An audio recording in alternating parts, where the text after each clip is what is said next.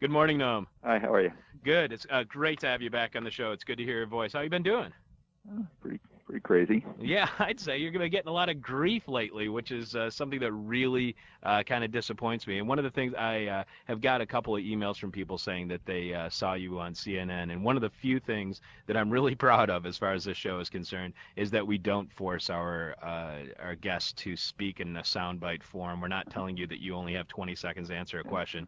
So I can ask you a question that you can answer. Are we on? Yes, Oh, sir. okay. And we can ask you a question that you can answer in long form. And I might be wrong, but I think one of the basic tenets of this collection of interviews that's published by Seven Stories Press, Noam Chomsky, 9/11, I think that one of the basic points that you try to make, maybe even the foundation for all of the interviews, is that there are moments in recent American history that are related to what happened on September 11th, yet are being completely ignored by people here in the United States, by the media, by everybody here in the United States. So what are those events? What are those recent historical events that did shape 9/11 but are ignored here in the press? Well, actually, that's not what the book says or what any of the interviews say. Well, I was saying that there are certain events that are chosen to be ignored. There are events, but they have to do with a different question, which somehow nobody can see. Okay. The question has to do with the war on terror. It doesn't have to do with 9/11. Oh, okay. All right. It has I to guess do with and the question is, and here there's a very simple thesis, elementary, that people in the, at least many people here, can't seem to understand. And that is that the question is, what is terror and how do you respond to it? It's a big question, leading question of the day. Right. All right. Well, as far as how do you respond, as far as what terror is, my own view, quoted in 9/11, is we should just take the U.S. government's word for it. So I use the official definitions of terror from Army manuals, from the U.S. Code, and so on. I think they're fine. So that's the definition of what terror is. So to take a short version from the U.S. Army Manual, terror is the calculated use of the violence or the threat of violence to attain political, economic, religious, or other ends through intimidation and imposing fear and so on. That sounds like a fine definition to me. I think I'm the only one who uses it, because when you do use it, you discover very quickly that the United States, for example, is one of the leading terrorist states, since a lot of what it does falls under this, right up to the present. And it's not my opinion. I mean, these are judgments of the World Court and the Security Council and so on. So that definition isn't used by others, but I use it. I think it's correct to use the U.S. government's definitions. Now, the second question is, how do you respond to it? Well, here's the point that seems kind of hard to get across. I don't know why. It seems elementary to me. Whatever the right answer is to how you respond to it, it has to be universal. That is, if something we have to accept, if we want to be taken seriously, we have to accept minimal moral standards, meaning if some act is wrong for them, it's wrong for us. If it's right for us, it's right for them. Okay, that if you can't meet that standard, you can't even begin to talk about appropriateness of response, of right or wrong, or good or evil, and so on. And again, that's a very conservative position. For example, you can read it in the Gospels. So yeah, I think we ought to accept that principle. Well, if we accept the U.S. government definition of terror, and we accept the universal principle, then nobody believes that bombing a country is the right response to terror. Because if they did believe that, they'd be calling on countries all over the world to bomb the United States. Since the United States, right now, recent years and right now, it continues to be involved in very large-scale terror. In fact, I've just returned from two of the countries that illustrate it very well. They happen to be the two countries that have been the leading recipients of U.S. military aid in the last few years, which is a pretty good index of these things over time. That's excluding Israel and Egypt, which are a separate category. But right through the 90s, the leading recipient of U.S. military aid was Turkey. I just returned from there a couple of months ago, in fact, returning from where I visited the southeast regions, which were the region and still ongoing of some of the worst state terror of the 1990s, with a huge flood of arms coming from the United States, 80% of their arms. Obviously, had nothing to do with the Cold War. The single year, 1997 alone, arms from the United States exceeded the entire Cold War period combined, up until the onset of these Turkish government operations, which their own government called state terror.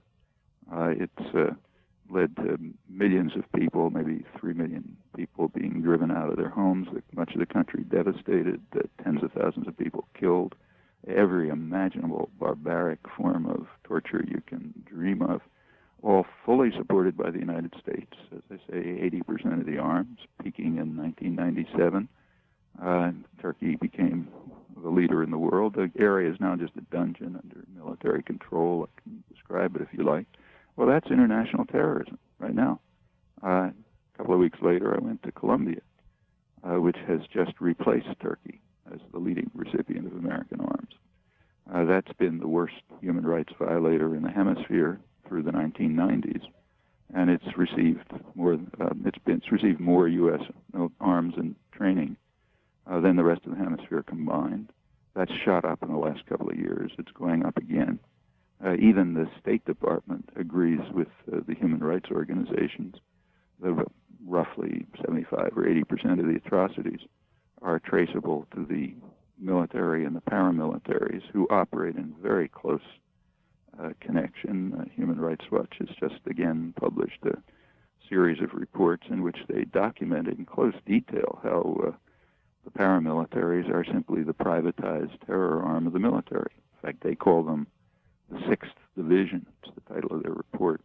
The Colombian Army has 5 official divisions and a 6th division, which is the paramilitary forces to which take on the terror operations, which is pretty standard.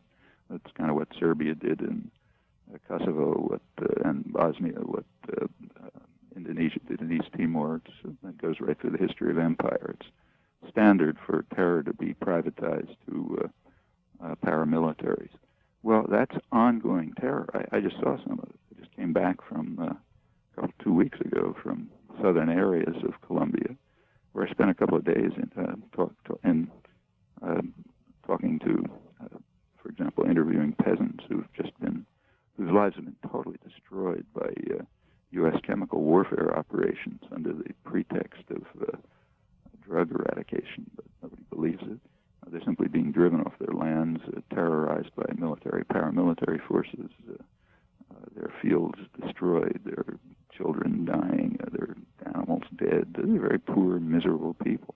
Well, that's ongoing terror right now, escalating. And these are just 2 of the leading cases. You can go on. Yeah, and when I was asking that question, you're right that it didn't lead up to 911. It has nothing to do with 911. Right, it has to do with there's a question that you just can't raise in the United States. I mean, there's such resistance to it. Not on the part of the population. People understand it very easily. But on the part of intellectuals. They won't let it be heard. And that is the question, well, if we know, as far as 9/11 goes and the roots of it, we know that the answers to that pretty well, but that's a separate question. This question is, what is terror and how do we respond to it? Okay, it's a different question. And the reason people don't want to hear about that is that as soon as you ask it, they immediately have to recognize that they themselves are involved in massive terror. So, for example, why does these terrorist atrocities, say, in Turkey go on? Well, a large part of the reason is that the media and the intellectual community just won't talk about it. They suppress it, and therefore they're participating in it actively. They don't want to hear that. The intellectual community and the mainstream media are suppressing it. But what I was thinking about was that why doesn't it even? I don't know. Are those the 2 most important commentators on what the world is like for Americans? Because it's not even something that you could even bring up at the kitchen table without causing a fight. Or you could if you heard about it. But how many people in the United States do you think even know what I just said?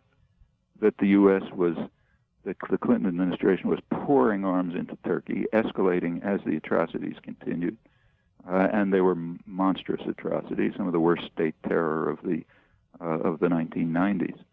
How many people even know? They can't. You have to do a research project to find out. But wouldn't you think that people would choose not to know that in a sense, and that they would want to think that they're on the good guys' side? No, I don't have that contempt for the American people. I think that they would like to know, and if they did know, they'd stop it. So that the main filter that is blocking this information out, do you think that it is mainstream media then? It's not just mainstream media. Yes, they're doing it, and that you can show. You can do it. Done it. In fact, you do a detailed analysis of the media and you see what they cover. But it's much broader than that. The same is true in the intellectual journals. The same is true of commentators. Same is pretty much true. I mean, in the academic world, if you look at specialists on Turkey, then you can find specialist monographs that talk about it. But nobody's going to see those. I mean, the human rights organizations do a good job on it, but nobody reads their reports unless you happen to be specifically interested. So it's really the whole elite intellectual culture of which the media are a part. But I don't think that people would not want to know this. I mean, when people found out what was, when people discover what the U.S.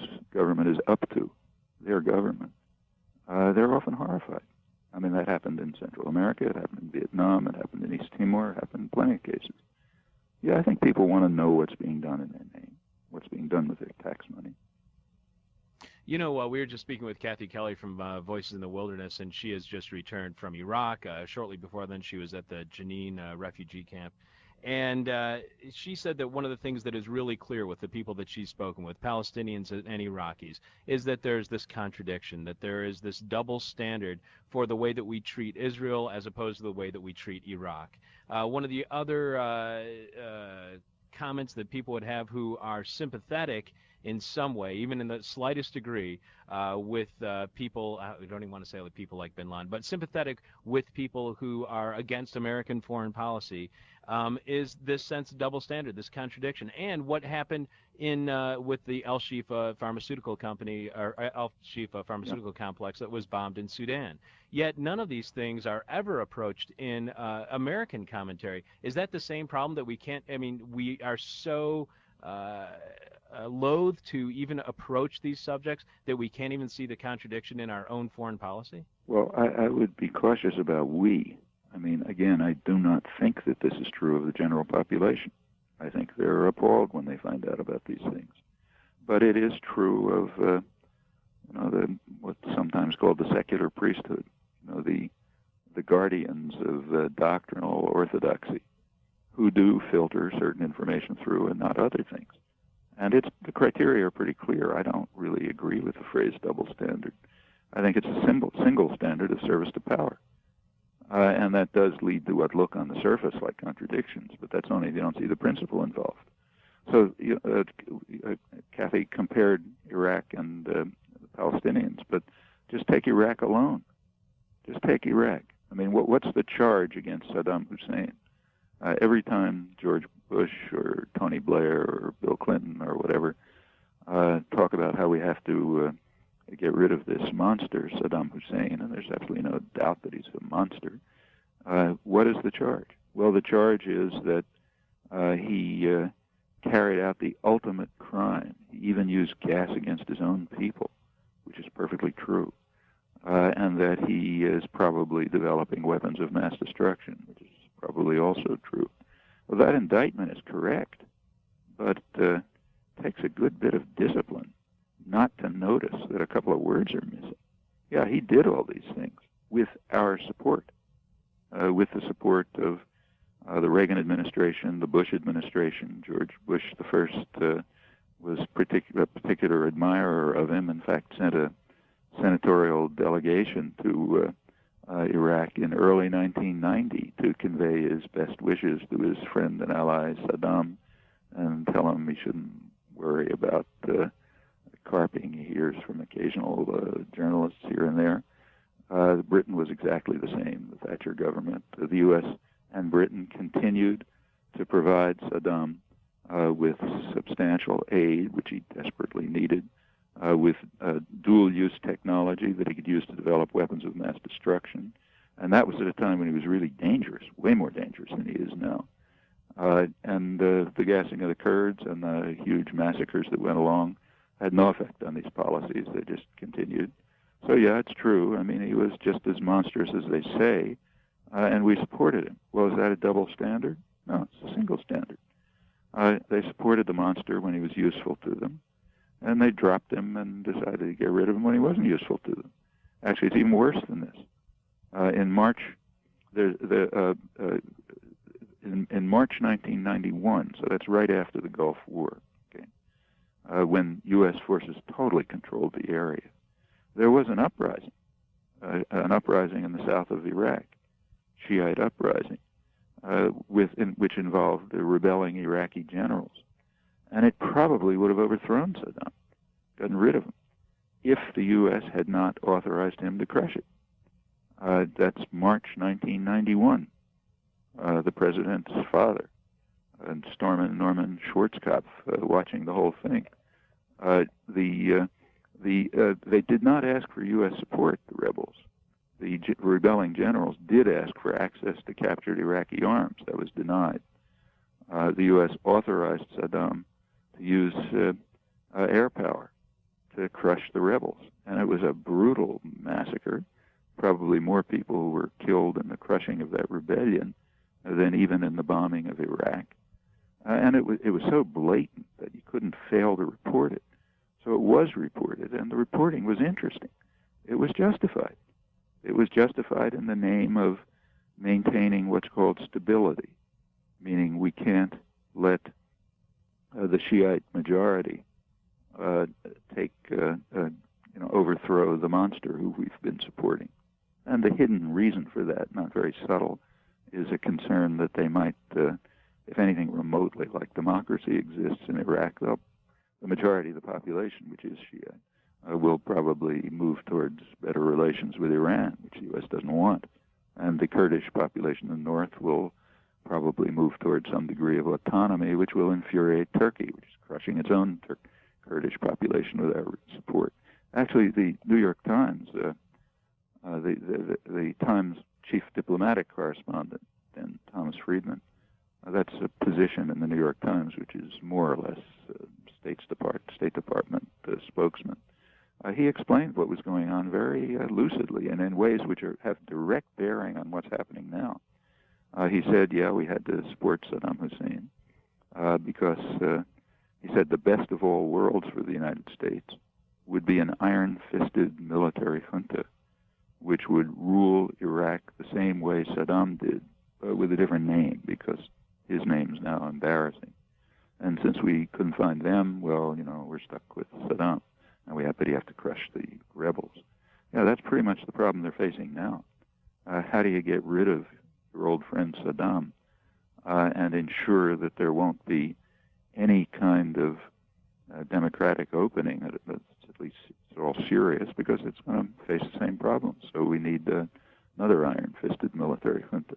Well, are these contradictions? I mean, this is just internal to Iraq, not even talking about the relation between Iraq and the Palestinians.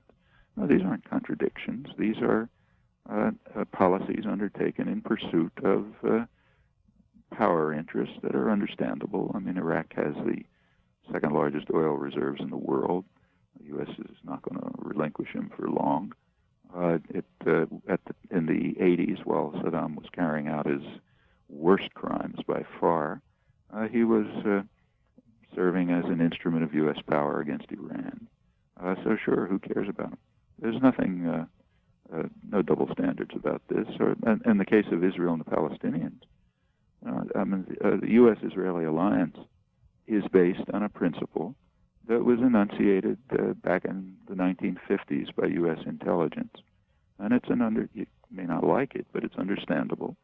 What they said is that, I'm quoting it, a logical corollary of opposition, U.S. opposition to Arab nationalism, meaning independent nationalism, is reliance on Israel as a military base in the region, actually alongside of Turkey. That's Turkey's role too. It was Iran's role under the Shah.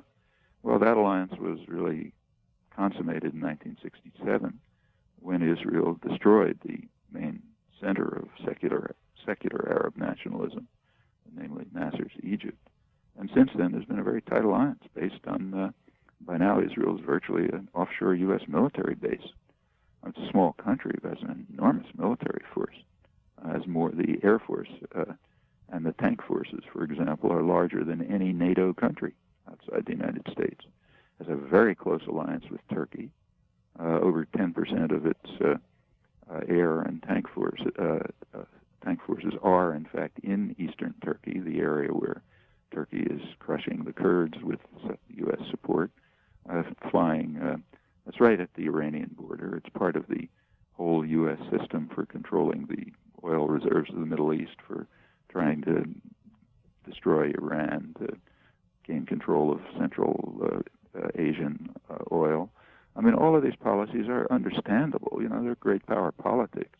They're not very pretty, but they lead to what look on the surface like contradictions. They're only contradictions if you take the rhetoric seriously. I mean, the rhetoric is all about our how benign the U.S. government is and, you know, defending human rights and so on. But that rhetoric is meaningless. I mean, every government says that. I mean, even the Nazis said that. Everyone does. So it's meaningless. What you have to do is look at the actions and the policies. And when you look at them, you find that they're not contradictory. I mean, in contrast, the Palestinians offer nothing to the United States. They're weak. They're defenseless. So who cares? I mean, Israel has, we've just finished 35 years of a harsh, brutal military occupation. It continues because the U.S. provides unilateral support for it. That's military, economic, diplomatic. The U.S. has been blocking. There has been a political settlement of this on the table for 25 years. Everybody knows what it is. Virtually the whole world supports it, including the Arab states and the Palestinians. The U.S. has been blocking it, still is. Well, okay, there's a reason for that. Israel is, like Turkey, part of the military and economic system for controlling, ensuring U.S. domination of the major energy reserves of the world. It's what the Nixon administration called local cops on the beat. And the Palestinians offer nothing. It's the same with the Al-Shifa plant. The Al-Shifa plant, the German ambassador to Sudan, Werner Daum, had an article in the Harvard International Review not long ago in which he condemned the U.S. for its refusal to accept the principle of universality. And this was his main example. He was ambassador there. His conclusion, which is supported by other reputable analysts, is that it's the bombing, that one bombing, led to the death of, he says, several tens of thousands of people. Well, that was perfectly predictable. I mean, it was not, U.S. intelligence knew it was the main pharmaceutical plant in a poor African country. They knew what the effects would be. It just doesn't matter. These people don't count. If we just do something that leads to the death of tens of thousands of people, well, who cares? You know, they don't count. And commentary on this here regards it as outrageous even to bring it up. You know, it's not only that it says it doesn't matter, it's outrageous to bring up the fact that we did it. Well, okay, that's a comment on the intellectual and moral culture. I don't think the American people believe that for a minute. They don't know. They don't read the Harvard International Review.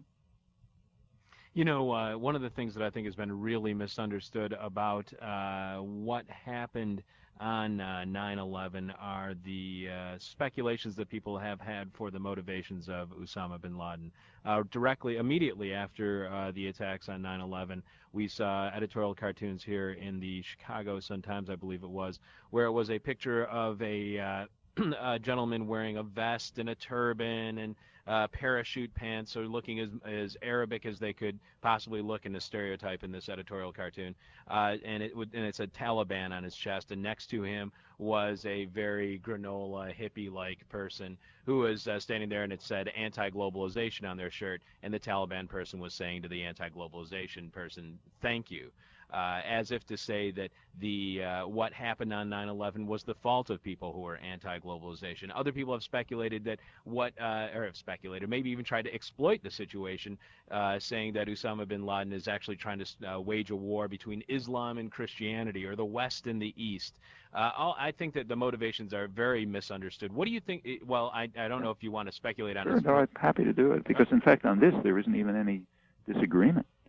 I mean, if you look at the scholarly literature, and the intelligence analyses, they all agree. And nobody knows Osama bin Laden better than the CIA. After all, it's U.S. intelligence that recruited, organized, trained, and armed all of these groups 20 years ago to fight their own war, to try to harm the Russians. It happened to destroy Afghanistan in the course of it, but nobody cared about that either. The same U.S. Special Forces that are trying to find them in Tora Bora, they're the Special Forces who trained them back in the 1980s. So yeah, U.S. intelligence and other Western intelligence agencies know exactly what they're up to. Western scholarship understands exactly, and they all agree. It has absolutely nothing to do with globalization. Osama bin Laden probably never heard of it. To the extent that he heard of it, he's right in the middle of it. He's headed multinationals. When the same groups tried to blow up the World Trade Center 10 years ago, 1993, and came pretty close to doing it, and had much more ambitious plans, they were, we know who was involved in them. Half of them are in jail, including Sheikh Omar, the Egyptian cleric from rural Egypt who never heard of globalization. They have their different goals, and it's known what they are. They say it. It's consistent with their actions, and it's agreed, I think, without dissent by scholarship and intelligence. What their goal, exactly as they say, is, in their terms, I'm quoting their terms now, to drive the infidels from Muslim lands and to impose a very rigid and extremist version of their version of Islam in the Muslim lands. And they've been trying to do that for 20 years. That's why they fought the Russians in Afghanistan, and indeed carried out terror within Russia, serious terror, which stopped once the Russians left, not because they like the Russians, but because those are their goals. And as far as the United States is concerned, it's unanimously agreed that they turned against the United States when, around 1990, when the U.S. started installing permanent military bases in Saudi Arabia. Well, from their point of view, that, you take a look at it from their perspective, that's in occupying Saudi Arabia, which is a much more holy land to them than Afghanistan. And that's when they turned against the U.S. Let me say, this is not my opinion. This is there's just a overwhelming consensus on this. I don't know of anyone who disagrees. Now, there's a much more important question. I mean, these particular groups that the Western U.S. and other Western intelligence organized, trained, and recruited, they're doing their own crazy thing.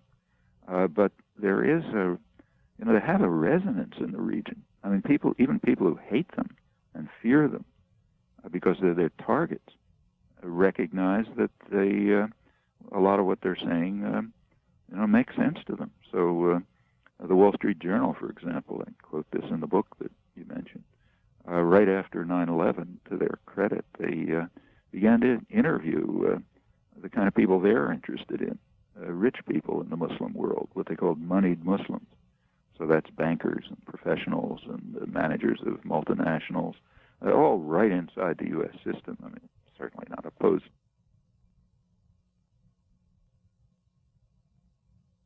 Sorry about that. We lost Noam there because of a call, and I blundered, so hold on a second. All right. Oh, hey, tell him if he's short on time that we can, just. Hey, Chuck, if we're not short on time, Kevin had some real interesting questions. He just called in, so I'll write them down and bring them over to you. Excellent. I'll probably only have time for one more question with him anyway. So, Chris, if you hear him, just if you get in touch with him, tell him I just have one more question for him, and that'll be it. This is hell, and this is live radio. We do live interviews. Nothing is pre-recorded here on this show, and that's why stuff like that happens. But that's okay because whatever. Who cares? Whatever. I'm not going to sit here and just put in tapes and pretend that it's live and mislead people in the audience, and even edit and doctor those tapes to make them say something different than they actually say. as has been done on other local news programming. Oh. I'm your bitter, blind, broke, gap-toothed host, a radio show host, Chuck Mertz. Do you have Noam back on the line? Yeah, I do. Sorry about that. No, I really apologize for that technical problem. Just tell me where I was, so I won't repeat. Well, I know that you're short on time, and I don't want to. Well, let me just say one thing. Okay. There is I talked a little about Osama bin Laden. I don't know how much of that you got. Right. Much more important is another question. What is the background of, if not sympathy, at least understanding from and resonance for the crazed words that he produces? That's important. And we know the answer to that. This is George Bush's question, why do they hate us? You want to find the answer to that? We know how to find out. And it goes back very far and has absolutely nothing to do with globalization. It was discussed in the 1950s by the Eisenhower administration. The documents have been declassified. I wrote about them 10 years ago when they became declassified. Eisenhower pointed out to his staff that, as he put it, there's a campaign of hatred against us in the region, not from governments, but from the people. And the reasons were discussed by the National Security Council, the highest advisory planning board. And they explained that there is a perception in the region that the U.S. supports status quo regimes, corrupt, oppressive regimes, which block democracy and development, and that we do that because of our interest in controlling the oil of the region. And furthermore, that perception is correct, and that's what we should be doing. So there will be a campaign of hatred against us. Now, this is 45 years ago, when the Wall Street Journal investigated bankers and professionals and others after 9/11. They gave pretty much the same reasons 45 years later. That's the answer to George Bush's question. And it generalizes to much of the world. So there are real objective reasons. We can hide our heads in the sand if we like, or pretend that they hate us because of our magnificence or something. But that's not very wise. I mean, again, as scholarship agrees, and intelligence agrees, unless the roots of this are dealt with, there's just going to be more terror. You know, there was a columnist here in Chicago that the headline for his column was, "Why do they hate us? Why should we care?" Which just really astounded me that somebody would, especially a columnist, a journalist, would not be interested in what the historical implications, what the framework for this situation is as far as our recent history. I just have one last question for you, Noam. Again, Noam Chomsky. It's a collection of interviews with Noam called 9/11. You can find out more about the book by going to sevenstories.com, SEVEN. STORIES.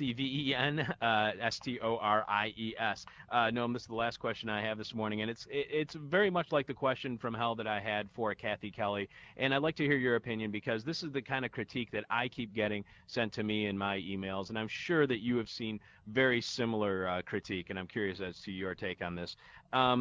Why do you think it is, and I hate to use this word, I really like to stay away from this, but I think I have to for the sake of this question. Why do you think it is that the left, in quotes I'll say, the left focuses on the human rights abuses of the Israeli government and not focusing on the human rights abuses caused by suicide bombings of Palestinians? Why is it that the left focuses on possible solutions for peace in Afghanistan instead of focusing on the horrors that the Taliban did to women in Afghanistan? Why is it that the left doesn't focus on the human rights abuses of Saddam Hussein and instead focuses on the sanctions against Iraq? This has been the big criticism that I've gotten over and over again from people, is that if you're discussing peace process in Israel and Palestine and you don't say that you condemn the suicide bombings, then your point is completely irrelevant. Why do you think it is that the left focuses on one side and not on the other side? Well, the question you should ask is why anyone makes that ridiculous claim. I don't know who you mean by the left, but right through the 1980s, I'll just take myself, I suppose I'm part of it, right through the 1980s, when Reagan and Bush and were supporting Saddam Hussein's atrocities, I was opposing them. In fact, I was bitterly condemning them and condemning the U.S. for supporting Saddam Hussein. In the case, the same with the Taliban. Yeah, the left, at least the ones I know, were bitterly opposed to Taliban oppression of women and continued to be, and also that of the Northern Alliance, which was just as bad. You read the Afghan women's groups, they'll tell you that. And as far as the suicide bombings are concerned, I don't know anybody who hasn't condemned them. Of course everyone condemns them. The question is, but remember, there's other things. See, the question ought to be reversed. Why is it that overwhelmingly dominating in all mainstream discussion, attention is focused solely on the crimes of enemies and not on our own crimes and those of our clients, which are often much worse? So take suicide bombings. Did they go back 35 years? No. I mean, for years, what was remarkable about the 35-year occupation, which was very harsh and brutal from the beginning, what was remarkable about it was that Israel was virtually immune from retaliation from within the territories. The territories were very subdued during this period in which there were killings, beatings, robbery of the land, robbery of the resources, humiliation. It went on for years and years without any reaction within the territories. Well, finally got to the point where it led to suicide bombings the last couple of years. Yeah, that's monstrous, but so's everything else. And take a look at just the numbers. I mean, U.S. helicopters are being sent there to carry out destruction and assassination. Now, what should we concentrate on? Well, again, there's some elementary moral principles. One, we should concentrate on the huge massive atrocities, not just on minor parts that are carried out by official enemies. Second, and this overwhelms, we should pay attention to our own role. I mean, if we were providing bombs to Palestinians to carry out suicide bombings, then we ought to be condemning ourselves for that. We're not. We're providing Apache helicopters to assassinate Palestinians and attack and destroy camps and so on. Not that we're just supplying to Israel. And that's what we should be paying attention to. This is kind of so elementary, I don't even know how to discuss it. Same in every other case.